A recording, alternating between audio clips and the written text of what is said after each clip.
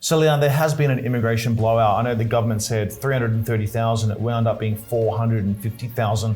Why do we need so many migrants here in Australia? Really simple. Revenues, tax revenues. So they're going to have to bring in skilled workers and people that are working age to actually boost the government revenue. Now, we can see here on this chart, migration is still at record highs, exceeding projections. We're seeing 80-90% of this overseas migration is coming to the capital cities. Yeah, so population is actually a key driver for housing growth. Given that immigration is actually happening to the capital cities, people are drawn to these cities. That's why the capital cities actually outperform the regional, and that's proven in the data from CoreLogic, for example, that you can see the combined capital housing growth is actually significantly higher than that of the regional. The data is clear. CoreLogic Totality came out and they've said, hey, capital cities over the long term have a much higher growth rate than the regionals. I think the other thing with the regionals is there's so many different regions, the chance of picking a good one or picking a bad one. And I think a lot of the trap, what I see on the social media with all the influencers right now, what I actually do see is that people, buyers agents, influencers, course creators, all of these guys,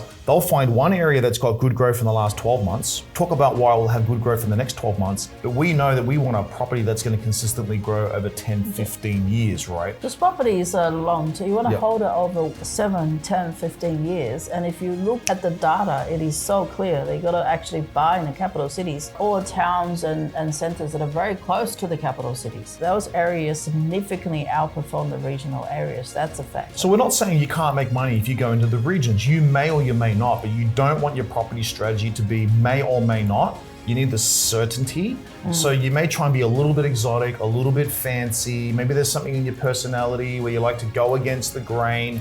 Do that in another area of your life. Do that with your fashion, do that with your hair, do that with the jewelry that you wear. But when it comes to your money, safety, security, boring, consistent growth is actually the name of the game. That's why you want to stick to the major population areas.